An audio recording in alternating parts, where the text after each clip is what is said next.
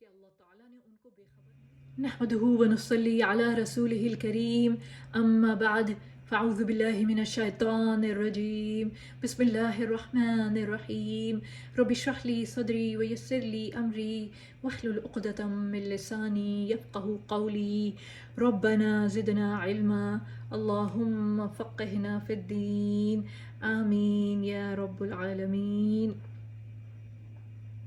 کیا حال چال ہے میری پیاری پیاری بہنوں کے؟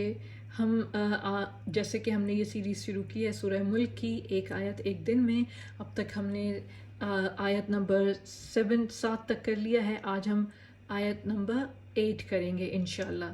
تو چلیں شروع کرتے ہیں۔ بسم اللہ الرحمن الرحیم۔ تکاد تمیز من الغیظ کلما القی فیہا فوج سألہم خزنتها سألهم خزنتها ألم يأتكم نذير۔ کن لوگوں کی بات ہو رہی ہے؟ وہ لوگ جو کہ جہنم میں پھینکے جا رہے ہیں، جنہوں نے اللہ سبحانہ تعالیٰ کا انکار کیا۔ ان آیات میں ہم پچھلی آیت نمبر 7 اور اگلی آیت نمبر 9، ان سب میں یہی ٹاپک ہے کہ ان لوگوں کے لیے جہنم کا عذاب ہے جنہوں نے اللہ کا انکار کیا، اور وہ بہت ہی برا ٹھکانہ ہے۔ یہ تھا ہماری آیت نمبر 6 کا ٹرانسلیشن۔ 7 تھی جب وہ اس میں پھینکے جائیں گے، جب وہ کافرین جہنم میں پھینکے جائیں گے تو جہنم کے دھاڑنے کی ہولناک آوازیں سنیں گے۔ اور اس آیت کا جو میں نے جس کی تجوید کی ہے اس کا ترجمہ کیا ہے؟ اور وہ جوش کھا رہی ہوگی، شدت غضب سے پھٹی جاتی ہوگی ہر بار جب کوئی انبوہ اس میں ڈالا جائے گا۔ اس کے کارندے ان لوگوں سے پوچھیں گے کیا تمہارے پاس کوئی خبردار کرنے والا نہیں آیا تھا؟ سبحان اللہ۔ یعنی کہ جو جہنم کے جو گارڈینز ہیں، جو کیپرز ہیں، جو جہنم کے دروغہ ہیں، وہ پوچھیں گے کن لوگوں سے جن کو کہ جہنم میں ڈالا جا رہا ہوگا کہ تم یہاں تک پہنچے؟ کیا تمہیں کوئی سمجھانے والا، کوئی ڈرانے والا نہیں آیا تھا؟ کیا تم انجان تھے؟ اس سوال کی اصل نوعیت سوال کی نہیں ہوگی کہ جہنم کے کارندے ان لوگوں سے یہ معلوم کرنا چاہتے ہوں کہ ان کے پاس اللہ تعالیٰ کی طرف سے کوئی خبردار کرنے والا آیا تھا یا نہیں، بلکہ اس سے مقصود ان کو اس بات کا قائل کرنا ہوگا کہ انہیں جہنم میں ڈال کر ان کے ساتھ کوئی بے انصافی نہیں کی جا رہی ہے۔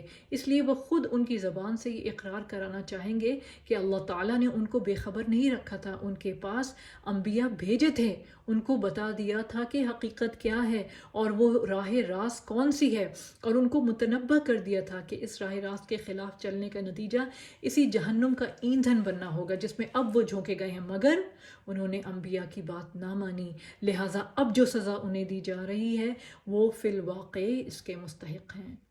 یہ بات قرآن مجید میں بار بار ذہن نشین کرائی گئی ہے کہ اللہ تعالیٰ نے جس امتحان کے لیے دنیا میں انسان کو بھیجا ہے وہ اس طرح نہیں لیا جا رہا ہے کہ اسے بالکل بے خبر رکھ کر یہ دیکھا جا رہا ہو کہ وہ خود جو ہے وہ راہ راست پاتا ہے یا نہیں، بلکہ اسے راہ راست بتانے کا جو معقول ترین انتظام ممکن تھا وہ اللہ تعالیٰ نے پوری طرح کر دیا ہے، اور وہ یہی انتظام ہے کہ انبیاء بھیجے گئے ہیں اور کتابیں نازل کی گئی ہیں۔ اب انسان کا سارا امتحان اس امر میں ہے کہ وہ انبیاء علیہم السلام اور ان کی لائی ہوئی کتابوں کو مان کر سیدھا راستہ اختیار کرتا ہے یا ان سے منہ موڑ کر خود اپنی خواہشات اور تخیلات کے پیچھے چلتا ہے۔ اس طرح نبوت در حقیقت اللہ تعالیٰ کی وہ حجت ہے جو اس نے انسان پر قائم کر دی ہے، اور اسی کے ماننے یا نہ ماننے پر انسان کے مستقبل کا انحصار ہے۔ انبیاء کے آنے کے بعد کوئی شخص یہ عذر پیش نہیں کر سکتا کہ ہم حقیقت سے آگاہ نہ تھے، ہمیں اندھیرے میں رکھ کر ہم کو اتنے بڑے امتحان میں ڈالا گیا اور اب ہمیں بے قصور سزا دی جا رہی ہے۔ اس مضمون کو اتنی بار اتنے مختلف طریقوں سے قرآن میں بیان کیا گیا ہے کہ اس کا شمار مشکل ہے۔ مثال کے طور پر اس میں جو ہے البقرہ میں آیا ہے، یہ آیت نمبر 213 میں، النساء میں آیا ہے آیات 42 اور 41 میں، الانعام میں آیا ہے آیت 130 اور 131 میں، بنی اسرائیل میں آیا ہے، سورہ طٰہٰ میں آیا ہے، بہت سارے مقامات پہ یہ سورہ مومن میں بھی آیا ہے، یہی ٹاپک، یہی جھنجھوڑنے والا انداز۔ سبحان اللہ۔ تو ہماری دعا ہے اللہ سبحانہ تعالیٰ سے کہ اللہ سبحانہ تعالیٰ ہمیں ان لوگوں میں سے بنائے جو قرآن کو پڑھتے ہیں اور اپنے لیے سبق لیتے ہیں اور اپنے آپ کو جہنمیوں کی لسٹ سے بہت دور رکھتے ہیں، بہت فاصلے پہ رکھتے ہیں انشاءاللہ۔ آمین۔ سبحانك اللهم وبحمدك أشهد أن لا إله إلا أنت أستغفرك وأتوب إليك. السلام علیکم ورحمۃ اللہ وبرکاتہ.